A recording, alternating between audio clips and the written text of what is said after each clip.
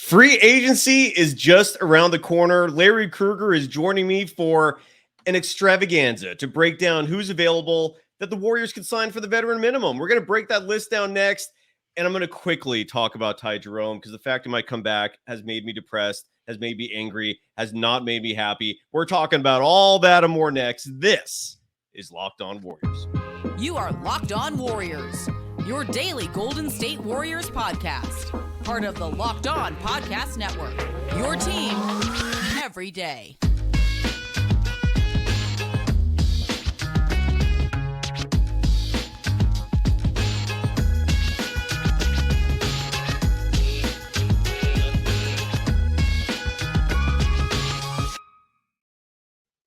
Thank you for making Locked On Warriors your first listen every day. We're free and available wherever you get podcasts and, of course, on YouTube, where every live show is part of the Locked On Podcast Network, your team every day. Today's episode is brought to you by PrizePicks. First-time users can receive a 100% instant deposit match up to $100 with the promo code Locked On. That's PrizePicks.com. Use the promo code Locked On. You can follow Larry Krueger, host of the Krug Show, on all, actually, I don't want to say all social media platforms, but certainly on Twitter at SportsLarryK. You can follow me, Cyrus Saatsaz, on Twitter at DogSurfRoadshow. Larry, how are you doing, brother? What's doing great, man. Good to see you. Fired up, talk a little Warrior hoop. I was did a couple shows earlier this week on the Warrior flagship 95.7 The Game. Nice. I've done shows with Dan Dibley this week. I know John Dickinson, and just because I can say I know John Dickinson, that means I know an awful lot. No.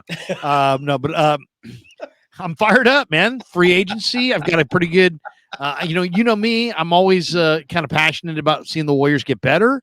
And, it's going to, unless they're willing to make a major move, and I suggested that they should this week and maybe even move off Klay Thompson. And it doesn't make me happy to say it, but I just don't see them getting like appreciably better by just rolling it back, getting these 2 or 3 minimum salary guys, adding Pajemski and TJD, and getting, even if Draymond Green comes back, I don't see that overtaking the Denver Nuggets. So do I give the Warriors a shot? Sure, but Joe Lacob seems like the kind of guy that wants more than a shot. Yes. So, but then, you watched Steph and Klay play golf today and Draymond, and it's like hard to even entertain the idea of moving on from Klay Thompson. So then it makes me wonder, would they move on from Wiggins? I don't know. I mean, it's I don't know that they can. Let's just say this. I really hope they don't move on from Jonathan Kuminga. And even if they did, he's only making $6 million. So I don't see like a player coming back for Kuminga that vaults them into title contention. Moody makes $3.9 million. I don't see a player for those two guys. I guess if you parlay them into a certain piece and hit, maybe it's possible, but their options are limited unless they're willing to move either Wiggins or Thompson. Exactly, because I mean the only other player that you could throw in a trade, at least I could see it, it would be Gary Payton II, who's making close to $9 million next year. But you're right, unless you look, and I think you would be foolish to trade Wiggins. That contract is so cap friendly. He's still at the peak of his powers. He's 28 years old. To trade him, I think would be foolish. I do too, but you know what? When I suggested trading Klay Thompson, it was like, I put a hit on Santa Claus. I know. Look, that's the bottom line, man.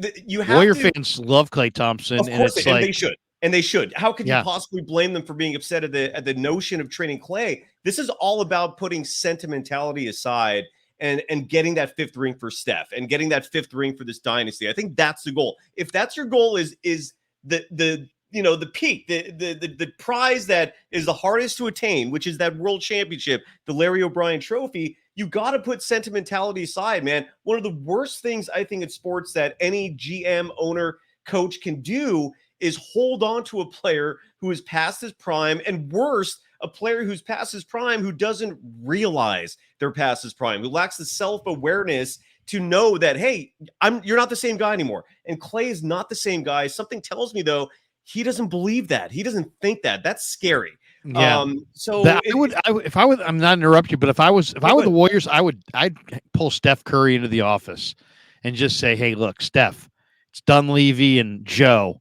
Let's come on in and let's talk it over. Yeah. And I would just say to him, you know what?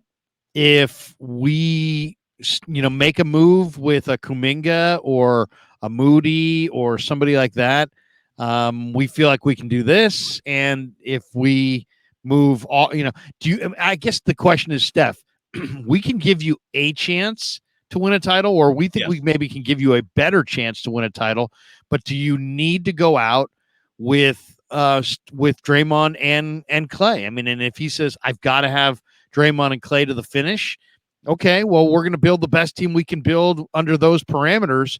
And if he says, it really depends, because I mean, to me, Wiggins has more game left than Clay, and he's younger, and he's got a more favorable contractual situation, because Clay, I think you're right, is going to want $30 million a year, and I don't know that he's a $30 million year player. At least he's going to make 43 this year. But do you move off Wiggins? I think the fan base could stomach a Wiggins trade more than separating from Clay, and maybe even Steph Curry, push comes to shove, could stomach moving off of Wiggins easier than moving off of Clay. I'll say this, it actually makes Dunleavy's job easier, because I think finding a match for Klay Thompson would be very difficult, and I think Clay would have a seat at the table in deciding where he wanted to go. Where finding another trade for Wiggins, I think, is actually easier. He matches up with more teams. There's more teams that would have interest. I just don't know if it's the right move for your basketball team. Do you need to get older and put more of an investment in Clay and the big three? But maybe they do, and maybe that's the deal. But I'd be very interested to know from Steph if they could get a player or two that would make them, a better chance of winning the finals. Would he be okay with trading Klay Thompson, or is it like Three Musketeers, where we came in, we're going to go out all together, and those are the parameters, and figure out another way to win? Because I don't know about you, but I'm not in a real rush to move Kuminga or Moody, and Wiggins might be the guy I would move, but to me, Thompson's deal is the one that would shake it up and give them an opportunity to maybe I said Karl Anthony Towns. It was amazing to me how many Warrior fans from 95.7 The Game just crapped all over the idea. Well, let me say one thing. Anthony Towns. I have nothing against 95.7 The Game. And look, you fill in there, but I hear a lot of opinions from the host of that station that are so out of left field, that are so either nonsensical, or they come straight from the Steve Kerr propaganda machine. So I can't.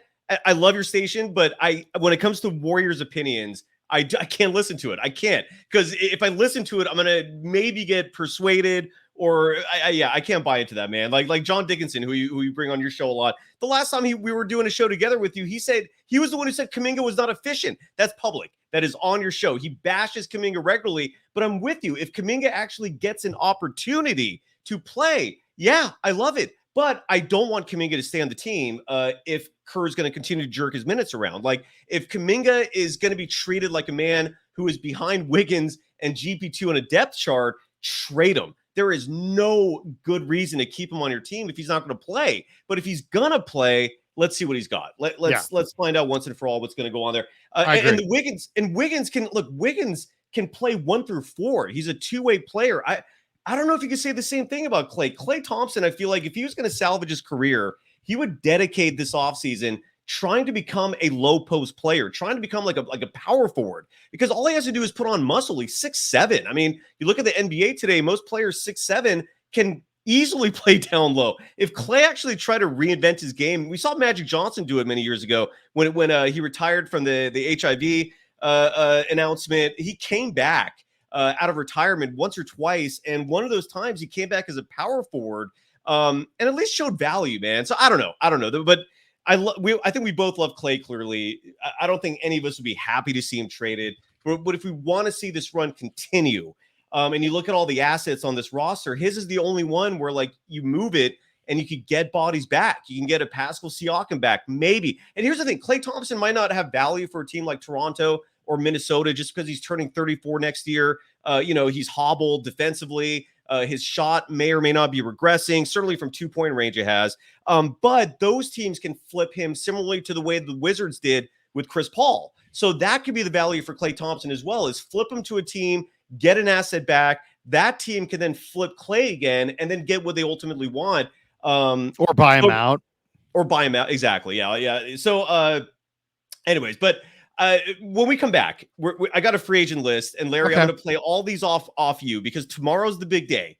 I spent like 3 hours on this thing. I got categories, and it's every player possible who I think will be available for the veteran minimum. So I'm very curious to see what your opinions are, and I'm keeping an eye out on the chat. So just in case anything comes down there that I think will be very valuable for the show in terms of a potential free agent, we'll read that as well. Got to give some love first, though, to PrizePicks. Are you familiar with PrizePicks, Larry? Their ads are running everywhere now. Have you heard of them? No, I have not. Fill me in. PrizePicks, I feel, first of all, if you can get them as a sponsor for the Krueger show, I think that'd be incredible. But it's legal. It's legal in California. So literally, like, you can gamble, but it's not traditional gambling where you're betting on spreads. It's over-unders on individuals. So, for example, like if we're in the NBA season, you could bet over-unders on Steph Curry's points, on Draymond Green's assists, on Klay Thompson 3-pointers made. There's a wide variety to choose from.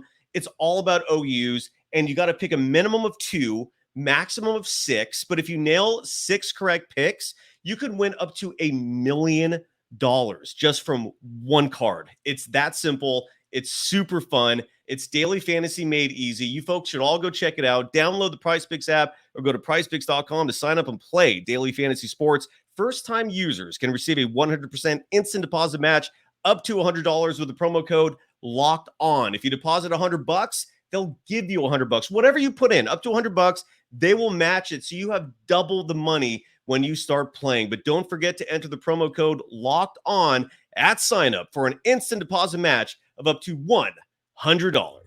You are Locked On Warriors, your daily Golden State Warriors podcast. Part of the Locked On Podcast Network, your team every day.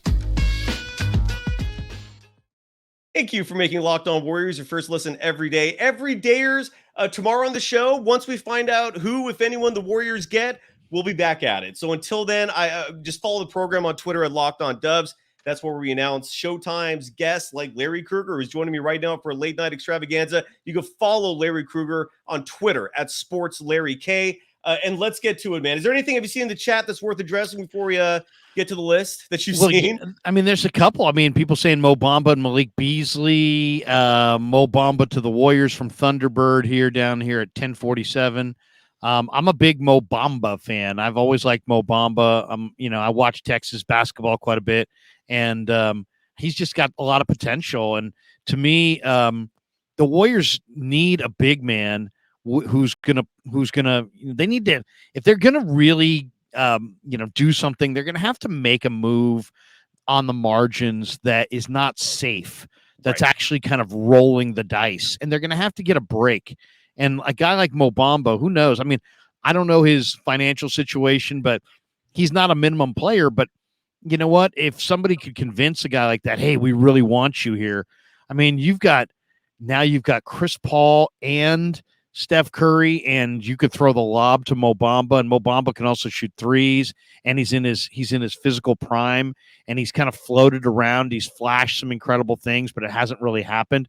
That's the kind of guy that if he blossomed under you, you could maybe win a title. You know what I mean? Because you're talking about a big guy, runs the floor, can shoot the three, block shots. He's in his prime, probably could get way more than the minimum, of course, but if he could see the vision of coming here and playing with, a team that can stretch the floor the way the Warriors can and be just a lob threat, man. I mean, we'll talk about it because, Dibbs and I got into it the other day. To me, there's a certain kind of player profile that the Warriors need to focus on, and it's a younger profile than you typically sometimes see teams that are going for one title, go for in free agency. But I think for them, it's really, when you look how old their core is, Paul, Thompson, Green, Curry, these Looney, I think they average like 35 years of age. Yeah. So I mean, that's an old team. So you're going to have to get some guys who are in the prime of their career in free agency instead of just older guys getting, ring chasing. Yeah, and I was and side note, I was ready to do this show earlier today. Kylan couldn't make it, unfortunately, but then the news dropped. Anthony Slater, just a day ago, reported that the team was likely not going to extend qualifying offers to last year's two-way players Anthony Lamb and Ty Jerome. And then a day later, he is corrected. He misreported a rare swing and miss for Anthony Slater. Ty Jerome was given and extended a qualifying offer. So he is now a restricted free agent for the Golden State Warriors.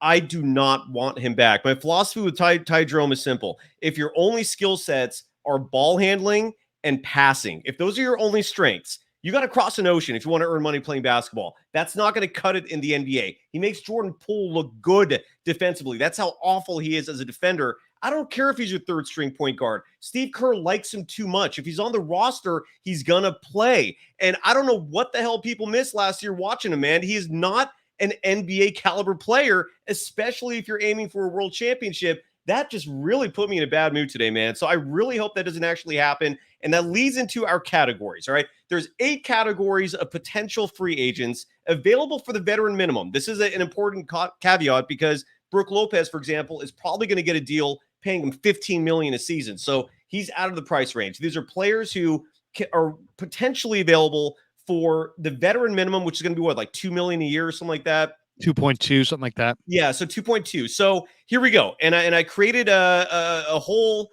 document doing this. So here is the first page. And side note, one last thing. Every category is named after a former Warriors free agent acquisition. This goes from the absolute worst free agent acquisitions all the way to the best. So we're going to start with Group H of the 8 categories. This is last. And this is, of course, the Ty Jerome category. And 3 players in this category: Blake Griffin, Boban Marjanovic, who's 7'4", and Taj Gibson. These are all bigs. They're all old. They're all slow. They're going to be available for the veteran minimum. Any thoughts on that, Larry Krueger? There's no doubt. Of this group, I would totally want Taj Gibson. Gibson's a shot blocker. He still can run the floor. What they need is a better version of what Blake Griffin used to be, but he's not, anymore. So I'd stay away from Griffin. To me, of that group, I like Taj Gibson, but that's not the kind of big. I think they need a more dynamic perimeter shooting big. What did Taj Gibson shoot from distance? He's not a 3-point shooter. These are not all these players will be good 3-point shooters. Taj Gibson would be muscle inside, rebounds, shot blocker. Maybe shot blocker. I don't even know if he has hops, but at least some toughness inside. But and they're all old. Okay, so are you ready for Group G? Yes. I am prepared.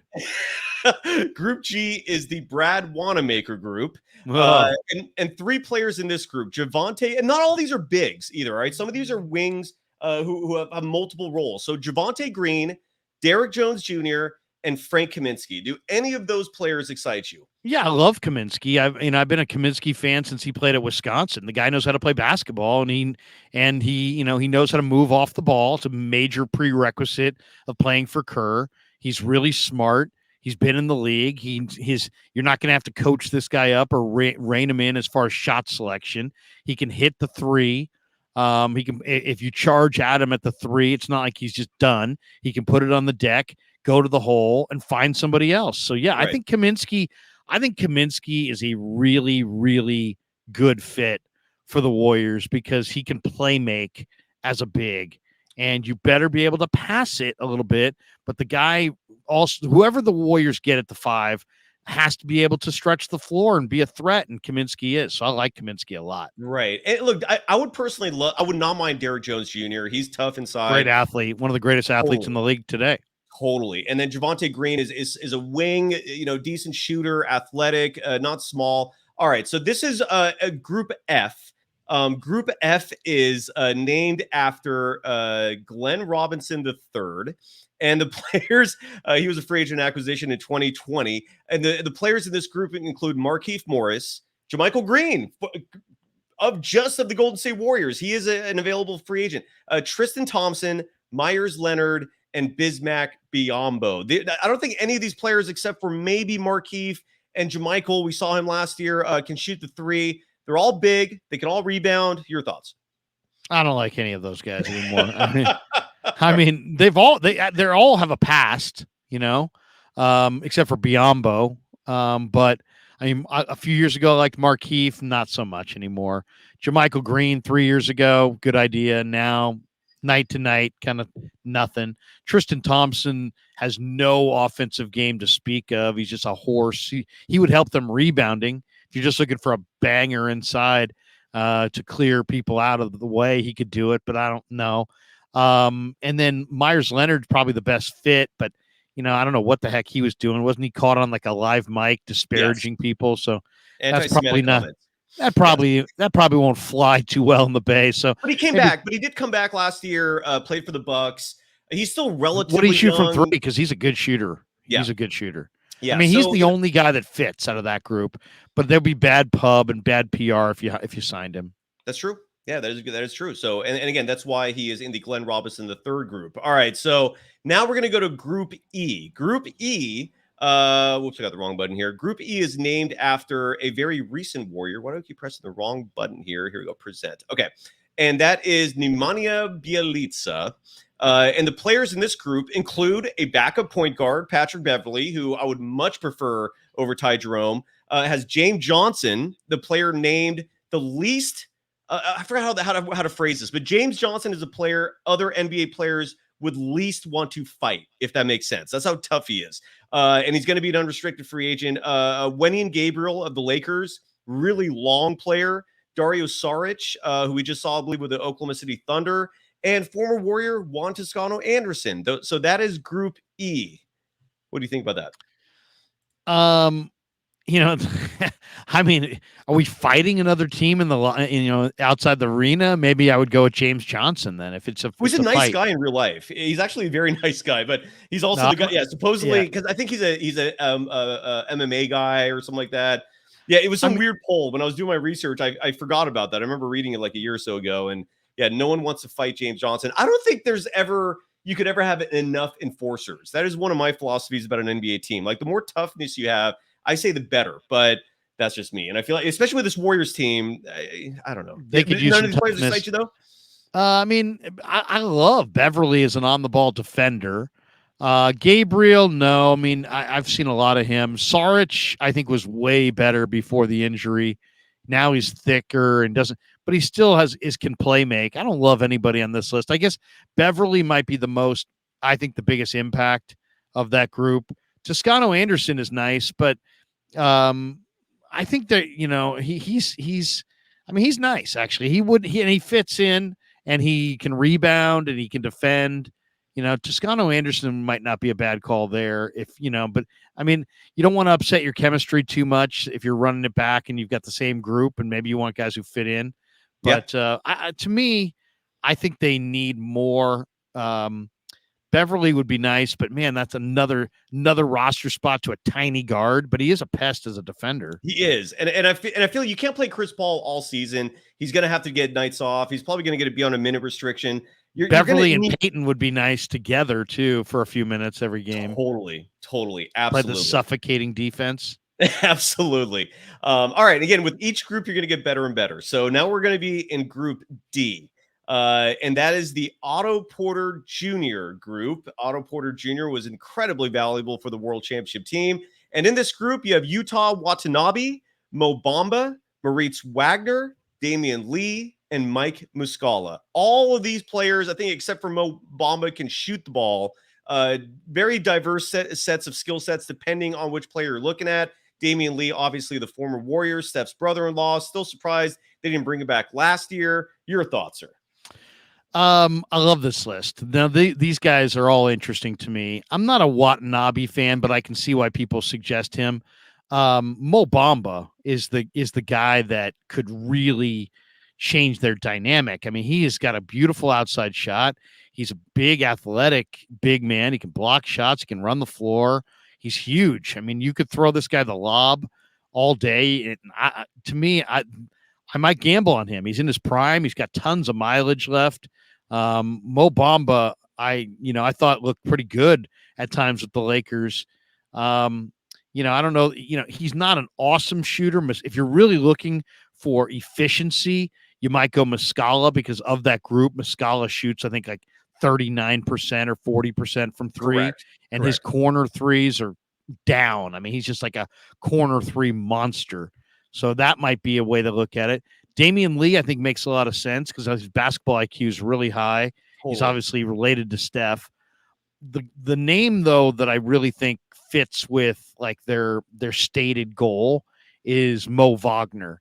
And why? Because their stated goal, one of the things they love about Brandon Podziemski is he's a crazy competitor. And I think one of the things they don't love about Kuminga and they didn't love about Poole is that they're not. Yeah, the motor's not there. Yeah, they're not crazy competitors, And I think a guy like Wagner, I don't know that you could get him for the minimum. There's better centers at everything, right? There's better guys running the floor. There's better guys shooting the three. There's better guys, but this guy's got a lot of fire. I mean, a lot of fire. And if you he plays with a ton of energy, and he can hit a three. But what I just love is he's super competitive. He's the kind of guy that other teams want to beat up, because he's just like, that guy Mo. He played in Orlando this year with his brother. They had a ton of depth. He kind of just blended in on a bad team that was going nowhere. You put him on a good team, he knows how to play basketball. He can play the pick and roll game and dive to the bucket and jam. He can do the pick and pop game. He's a threat at the 3-point line. You can't just leave him all by himself. He'll knock that shot down. He understands good shots and bad shots. Mo Bamba would be swinging for the fences, and I'd go for him first. But Mo Wagner, in a lot of ways, is the super competitor that I think they could benefit from having. I mean, if the Warriors are getting it done this year, the guys on the perimeter beyond Steph and Clay, if he's there, and Draymond and Wiggins, beyond their starters, let's say, they need some guys off the bench who contribute and who bring something to the table, whether it be 3-point shooting or points or rebounds or intensity. And I think they don't need like old guys. They need some guys who are energetic, because the reality is you may get to the NBA season's a grind. Mm-hmm. You may get to Christmas and Steph's out and Paul's out and Clay's out and Green's out. I mean, you got older players, or at least if they're not out, they need to be liberally rested. And you're going to have nights where you're going to win or lose based on, can your bench actually play? And so, I want guys who are going to compete with some energy, and I want guys with some skill, and I want some guys in their prime, not just ancient guys. You're absolutely right. I mean, look, it's I don't know how picky they can be, but I'm totally following you on that. And that's a huge reason why they were 44-38 last year. That bench failed them. And it's a huge reason why the idea of Ty Jerome just freaks me out. I don't like it. By the way, admin honor, I've seen like 5 of your posts. Brook Lopez will not be available for the veteran minimum. Okay. I hate to break your bubble there, but he's not going to be available. It's his last big deal. He has a ring. He wants money. So, but now his brother, we'll touch on in a second. All right. So there is the one thing that makes this so exciting. I have to interrupt your side. No, go ahead. Yeah. One thing that makes this really, really exciting is that we can suspect who will take, who's outpriced. But let's be, Dante DiVincenzo came for very little last year. True. You never know what player is willing to take, especially some of these younger players who have been in losing situations over and over and over again. I bet you think about it. I'm just thinking about it. If I put myself in their shoes, if I'm a young player and I've played, 4 or 5 years in the NBA, and I'm watching the playoffs every year and the finals every year, and my team's just worlds from that. And it's like, does it really matter? And I've already made $75 million or some ridiculous thing. What, do I want to win a title and maybe make a little less? And then who knows? Maybe teams want me. I'll have more fun. I think the playoffs, if you really love basketball, some guys play for the money, but so many guys get the money early on that then it's like, okay, I've got the money. Yeah. Now I want the ring, and I don't care if I make. That was I Otto don't care if Porter I make Jr. I less. think 2 years ago. That was Yeah. a perfect example. He got his money and he wanted to salvage his career success, you know. And we don't know which guy is going to, the one thing that none of these lists ever tell you is which guy's super motivated to get that championship to the point where they'll take less for a year. You Yeah. never know. That's Yeah. what Golden State's looking for. And when I say Mo Bamba, I'm hoping that a guy like Mo Bamba, who's been in the league 4 or 5 years, says, you know what? Been on all these teams. I haven't really gotten a chance to win. I've been in Orlando my whole career. Hell yeah, I'll go play with Chris Paul and Steph Curry and Draymond Green, and they'll just throw me the lob, and I'll just sit there. All I got to do is run the floor and jam a little bit. I mean, yeah, absolutely. Let's get through this because I know we're running up against the clock here. So Group C, where we've got 3 more to go. And this one is named after David West, who I miss dearly. And this group only has 3 players in it. Mason Plumlee, who would give you tremendous defense. He's not bad offensively. He's not a terrific three-point shooter. Alex Len, we saw him just last year playing for the Kings, causing havoc playing against the Warriors. He's 7'1". He's durable. And then the third one, I think, fits into the type of player you were just talking about. Then that's Nickeil Alexander-Walker, who was just notified by the Minnesota Timberwolves that he was not going to be extended a new deal. He's going to be an unrestricted free agent. He might take a cheap deal for those exact reasons you listed. The list is short, but any thoughts on that? I really like Len, and I really like Alexander Walker. I mean, I don't know. I mean, Alexander Walker is a 6'4" 2 guard who can absolutely shoot it from range. He's 40%. Got a great shot. I mean, he's young and he's an up and coming player. He's been in New Orleans, I think, right? And he's got a lot of big time offensive ability. He could be a really nice scorer off the bench. Absolutely, man. I'm totally with you. So, all right. So we got 2 more to go, and these are obviously going to have the best players. Group B is named after another player who just left the organization, reportedly to spend time with his family, and that's Sean Livingston, one of the all-time great free agent acquisitions by the Warriors. And this group includes Dwight Powell, center for the Dallas Mavericks, Kevin Love, who we just saw with the Miami Heat, Keita Bates-Diop, Terrence Ross, who could be available for the veteran minimum, and then Taurean Prince, another Timberwolves player who was just notified he was not going to be brought back. They don't want to get into severe luxury tax levels. They don't want to get into that second apron. So that's the reasoning for them not bringing some of these players back. I don't know if Dwight Powell will be available for the veteran minimum, but he could. I would love Kevin Love personally. Any of these names stick out to you, Larry? I mean, how old is Kevin Love, and what did he do at the end of the year? Because he can rebound, he can throw the outlet. I mean, he's always been a really, really good passer and 3-point shooter. Yeah, he's intriguing. Yes. I've liked Terrence Ross for years. I mean, he's a physically dominant 6'7" wing who, there's a lot to like. I mean, to me, he's more skilled than he used to be when he came into the league. He's still a really good good athlete who can defend a little bit. I kind of like Terrence Ross. He might be a Bay Area guy. Is he a Bay Area guy? I don't know. That's a great question. I don't know, but I would love him. I was actually he can shoot the ball. He's athletic. He's a 2-way player. He's like 6'7". I just feel like he fits what the Warriors look for. I would like him as well. All right. So the last list he's from Portland. He's a Portland, Oregon guy. There we go. Okay, so close enough. So Group A, and this one is named after, I was thinking of naming it after Kevin Durant, but that would have been too easy. So I named this one instead after a player which might have been the greatest free agent acquisition not named Kevin Durant, and that is Andre Iguodala. And Group A includes Seth Curry, who, again, might be a Warrior if they can work it out with his brother and Under Armour, Robin Lopez, who actually shot the ball. Dude, Robin Lopez shot 50% from 3 last year. I know there was a limited sample size, but still, you can't say he can't shoot it.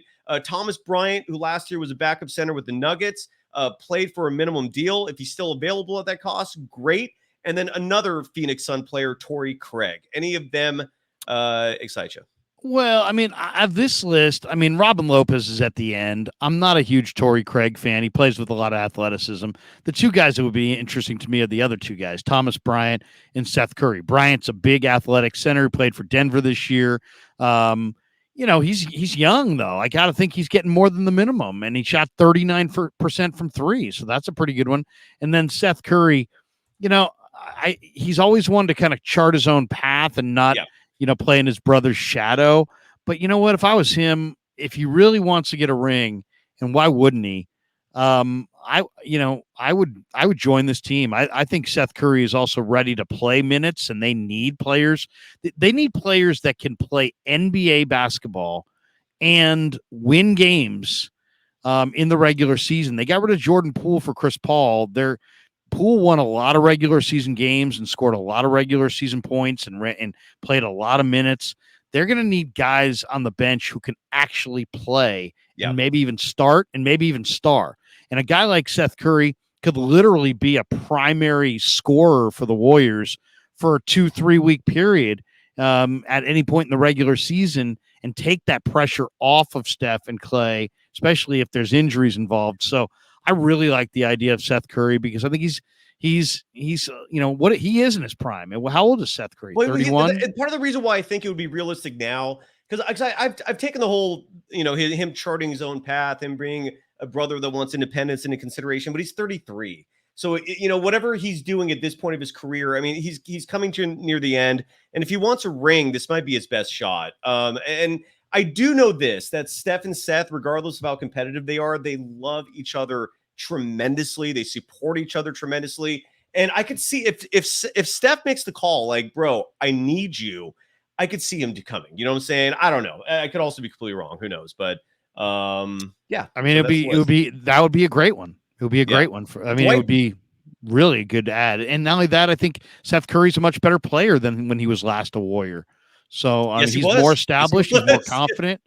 I think he could bring a lot. I mean, and it wouldn't even surprise me if Seth Curry had, moments where, he was outperforming Jordan Poole and making that Chris Paul trade look good all by himself by sort of outplaying Poole and being kind of a more efficient scorer off of his brother a little bit. Absolutely. I mean, that's the other thing. I'm sorry. Just one last thought is that Poole didn't play well with Steph. And I feel like if you had Seth out there, I think they would play it can't hurt to have another guy who plays really well off of your star. Absolutely. Admin honor. The Warriors cannot do sign and trade, so throw that idea out. This admin honor just has an itch for Brook Lopez, but not his brother. Dwight Howard, I didn't mention just because I don't think it's realistic. The Warriors have pretty much already said they're never going to sign him, so I just didn't bother bringing him up. They probably think he's a clown because he is a clown. Yeah, it's just not realistic. I don't object to it. And in fact, I'm trying to get the band Smash Mouth on this show, and they love Dwight Howard, so I'll advocate for Dwight Howard all day if Smash Mouth comes on here. But regardless, yeah. So that's the list, and we'll see what happens. Free agency starts tomorrow. Larry, how can people follow you, man? Promote away. Don't forget, by the way, TJ Warren was he on the list anywhere? I did not put him on the list. TJ Warren is a flat out scorer, and I don't know if he's healthy, but I mean, that would be another way you want to, you want to get back to the playoffs. I got a reclamation project. TJ Warren's a flat out scorer. The guy went for 50. He's not that old. What is he? 31? No, he's not. And so to me, if he's healthy, I'm absolutely interested in him. If he's available for the veteran minimum. Agreed. Totally. Yeah, I missed on that. My bad. Yeah, maybe I missed others too. Who knows? But Khaled, get out of here, man. I just do not try to ruin the show with ridiculous asinine comments like that. A good player can play defense and be consistent offensively. He's neither. So do away with those ridiculous suggestions. So follow Larry Krueger on Twitter at SportsLarryK. He hosts the Krug Show. He's blowing it up with subscribers there. You're almost at 20,000, right? 19,500 as of tonight. Jesus and Christ. We wanted to get to 20,000 by camp. It looks like we're going to get to 20,000 easily by camp. And we're really fired up to do some great stuff. Check us out in the next day. We're trying to get Pajemski on the show, which would be very cool. If we can get that done in the next couple of days, that'd be very cool. Absolutely. And the Warriors are in the second apron, so they cannot sign a trade. Admin honor, I don't miss on stuff like that. So yeah. Anyways, thank you everyone for joining us. This was a late night show. Larry, thank you, brother. Love you. Love you too, bro. And yeah, we'll be back at it soon. Go Warriors. Hope they actually sign someone that has some talent. Please, Golden State, do something here. We'll be back at it soon. Thank you, everyone. Take care. Bye-bye. I like that banner, man. You could